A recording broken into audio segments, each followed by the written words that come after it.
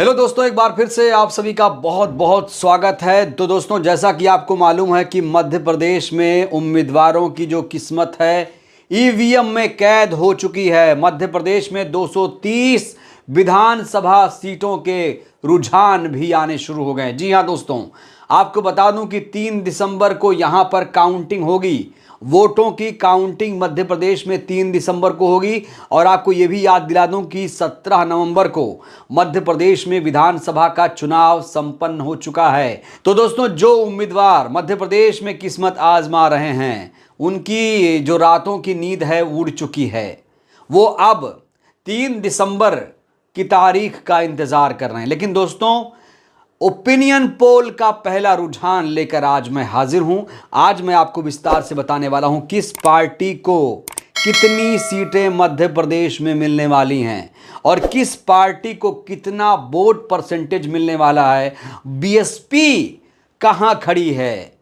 सारी बातें दोस्तों आज इस वीडियो में हम डिटेल से करने वाले हैं। तो सबसे पहले मैं आपको यह बता दूं कि मध्य प्रदेश में 230 विधानसभा सीटों के लिए चुनाव हो चुका है। ईवीएम में उम्मीदवारों की जो किस्मत है वो कैद हो चुकी है और जो बाहर उम्मीदवार घूम रहे हैं वो बेचैन नजर आ रहे हैं। उन्हें नहीं पता कि रिजल्ट क्या होगा। आपको बता दूं दोस्तों, मध्य प्रदेश में बहुमत के लिए चाहिए 116 सीटें। मध्य प्रदेश कहते हैं अजब है गजब है। एमपी अजब है गजब है।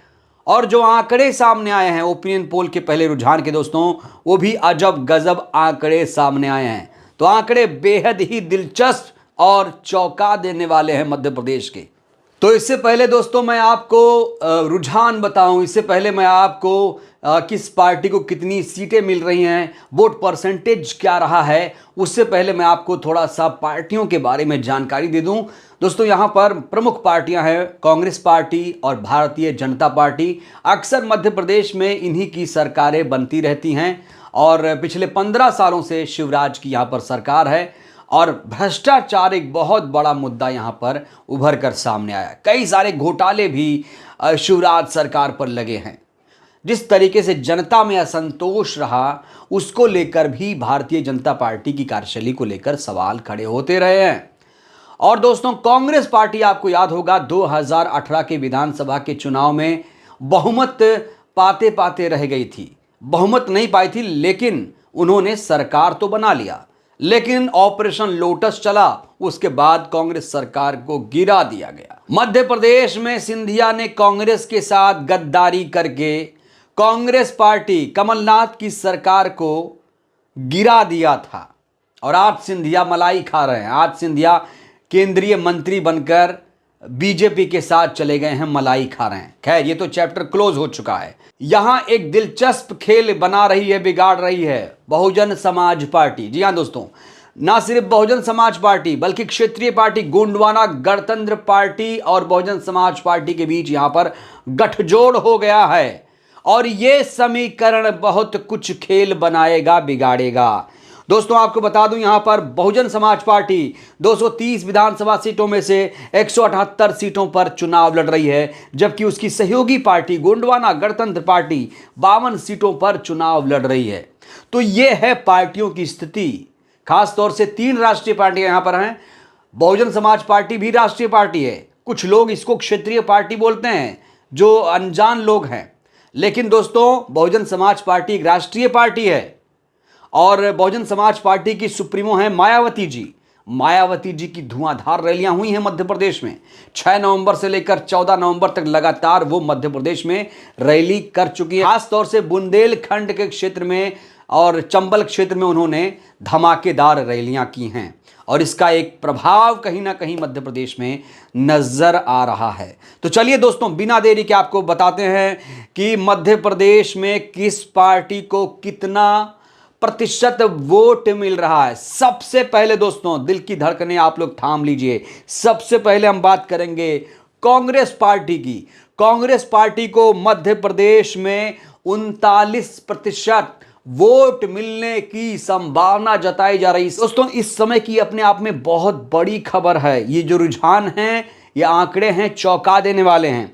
कांग्रेस पार्टी को 39%, भारतीय जनता पार्टी को 38% वोट मिलने की संभावना है। जी हां दोस्तों, 1% का दोनों के बीच में अंतर बताया जा रहा है। वहीं पर बहुजन समाज पार्टी को 15 से 20% वोट मिलने की संभावना है। दोस्तों, बहुत बड़ा खेला यहां पर बहुजन समाज पार्टी ने कर दिया है। आंकड़े जब आपको बताऊंगा तो आपको पता चलेगा। अन्य की बात करूं, जो छोटी मोटी और भी पार्टियां चुनाव लड़ रही हैं, इनके खाते में 0 से लेकर 5% वोट इन्हें मिलने की संभावना जताई जा रही है। तो दोस्तों, अब बात कर लेते हैं फाइनली जो सीटें हैं, किस पार्टी के खाते में कितनी सीटें जा रही हैं।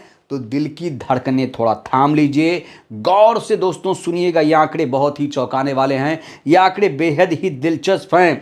कांग्रेस पार्टी को मध्य प्रदेश में 100 से 105 सीटें मिलने की संभावना जताई जा रही है। मध्य प्रदेश की 230 विधानसभा सीटों का पहला रुझान कह रहा है कांग्रेस पार्टी को 100 से 105 सीटें मिलती हुई नजर आ रही हैं। वहीं पर भारतीय जनता पार्टी को दोस्तों 95 से 100 सीटें मिलने का अनुमान है, जबकि बहुजन समाज पार्टी को 25 से 30 सीटें मिलती हुई नजर आ रही हैं। जी हां दोस्तों, बहुजन समाज पार्टी इस तरह से आंकड़ों में किंग मेकर बनती हुई नजर आ रही है। अन्य की बात करूं तो अन्य को 0 से 5 सीटें मिल सकती हैं। छोटी मोटी जो पार्टियां और चुनाव लड़ रही हैं, 0 से 5 सीटें उनके खाते में जा सकती हैं। तो देखा आपने, कांग्रेस पार्टी यहां पर बहुमत से दूर है, बहुमत से दूर नजर आ रही है। बहुमत यहां पर है 116 सीटों का बहुमत, और ना तो कांग्रेस पार्टी ना तो भारतीय जनता पार्टी, दोनों ही पार्टियां यहां बहुमत से दूर हैं।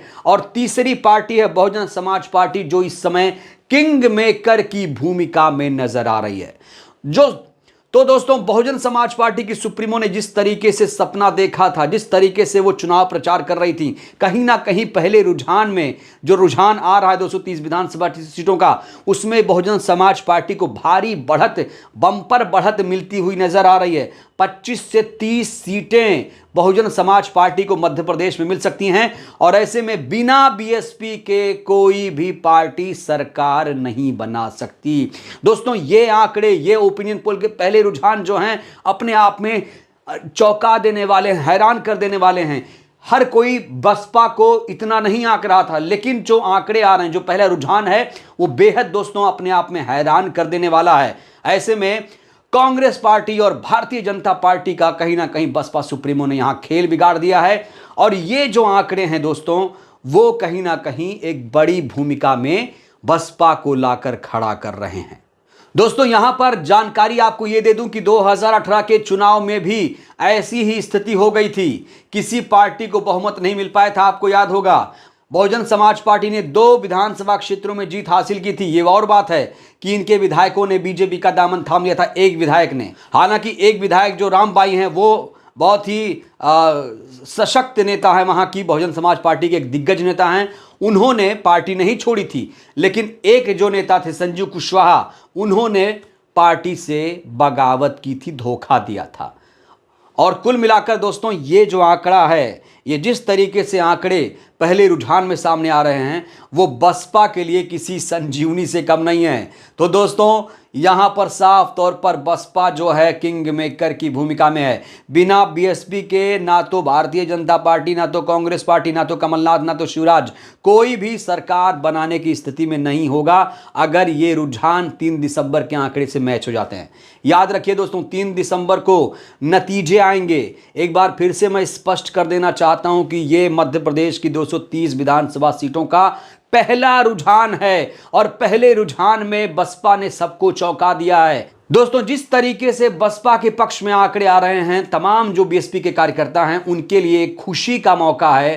दोस्तों, एक चीज आपको यहां पर स्पष्ट कर देना चाहता हूं कि बहुजन समाज पार्टी ने इस बार कहा है कि वो सरकार में शामिल होगी, और ये जो आंकड़े आए हैं, कहीं ना कहीं बहुजन समाज पार्टी के सपने को साकार करते हुए दिख रहे हैं। तो क्या वाकई इस बार 2023 में बसपा सुप्रीमो किंग मेकर बनेंगी? क्या वाकई जिस तरीके से रुझान आ रहे हैं, अभी से जो रुझान सामने आ रहे हैं, क्या ये रुझान 3 दिसंबर को ऐसे ही रहने वाले हैं? दोस्तों, अगर ऐसा होता है तो बीएसपी यहां पर किंग मेकर बनेगी, उसे कोई भी रोक नहीं सकता है। तो दोस्तों ये है मध्य प्रदेश की 230 विधानसभा सीटों का पहला रुझान। इस रुझान पर आपकी क्या प्रतिक्रिया है? अपनी प्रतिक्रिया जरूर दीजिएगा और हाँ, वीडियो को लाइक करना मत भूलिएगा। वीडियो को लाइक जरूर करिए, कमेंट करिए, अपनी राय आप दे सकते हैं। इस ओपिनियन के पहले रुझान पर आपकी क्या प्रतिक्रिया है? वीडियो को खूब सारा शेयर करिए, वीडियो को जन जन तक पहुंचाइए जिससे देश की जनता जागरूक हो। जय भारत, जय संविधान। शुक्रिया।